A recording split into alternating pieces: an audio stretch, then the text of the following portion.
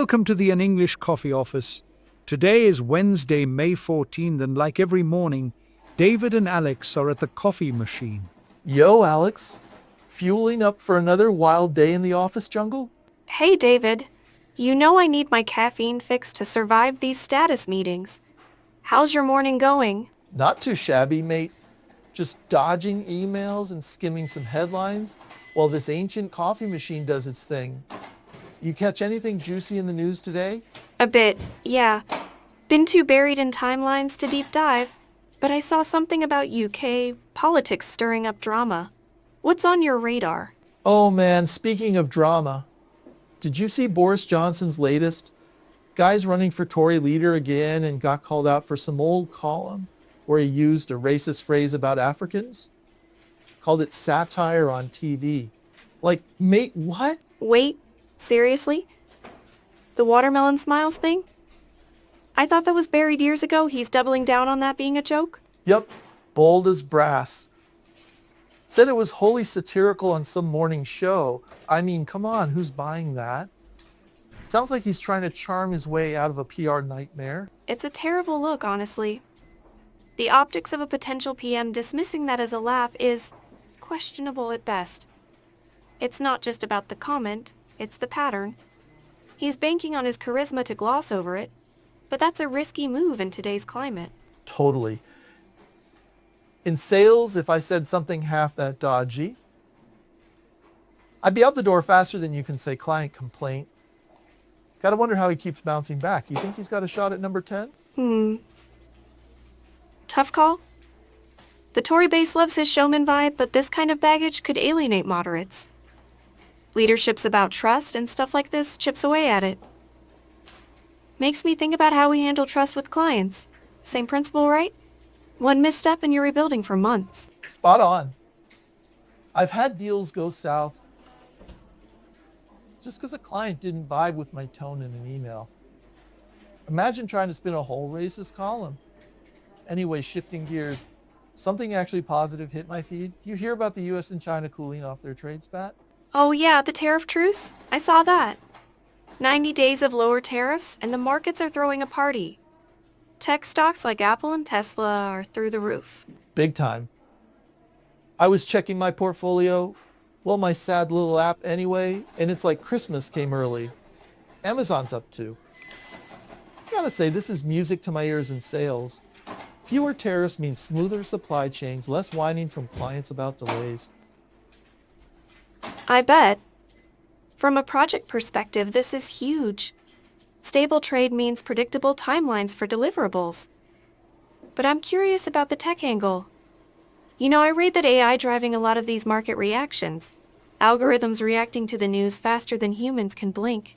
Oh, don't get me started on AI. It's already creeping into my CRM, spitting out client profiles like it's psychic. Kind of freaky, but it saves me hours. You using any of that tech wizardry in your world? Yeah.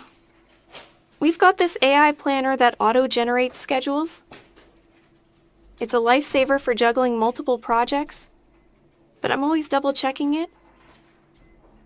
Like it's smart, but it doesn't get the human factor. Team dynamics, client quirks. What happens when it over-optimizes and burns everyone out? Tell me about it. I had a pitch last week where the AI suggested the super aggressive follow-up schedule.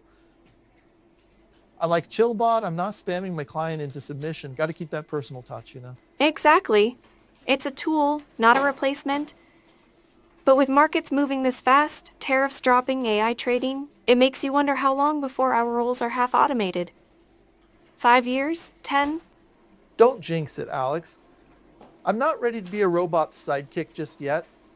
Though gotta admit, this tariff thing's a nice breather. Gives me hope we won't be drowning in price hikes for a bit.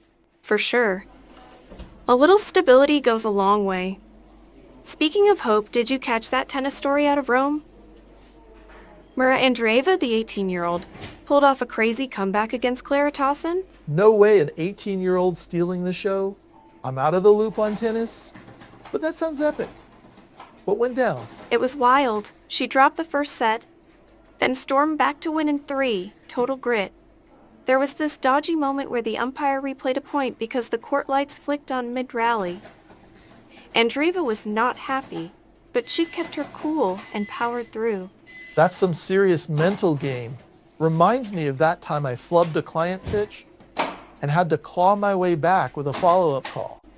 Gotta stay cool under pressure. You a big tennis fan then? Used to be, back when I had time to watch full matches. It's more nostalgic now. Reminds me of summers at my parents' house, glued to the TV for Wimbledon. Andreeva's got that old school resilience, though. Makes you think about how young people handle pressure today, you know? Oh yeah. Kids these days are built different. I mean, an 18-year-old holding it together after a bad call, I'd be chucking my racket. We've got a guy in the office who's obsessed with tennis, keeps trying to start a betting pool for the majors. I'm like, mate, I'm now losing my lunch money on a sport I barely follow. Huh. That sounds like something you'd get roped into anyway. But yeah, Andreeva's story hit me because it's not just about talent. It's about staying focused when things go sideways. Kind of like managing a project when the scope creeps or a deadline shifts. True that. I've had clients change their minds mid-deal and it's like, all right, deep breath, pivot. But Andreeva would be a beast at closing sales. Maybe I should hire her for my team. Huh. You'd have her selling software in no time. But seriously, it's inspiring to see someone so young handle that kind of stage. Makes me wonder if we're giving younger folks enough credit in the workplace. Like, are we tapping into that kind of resilience? Good point.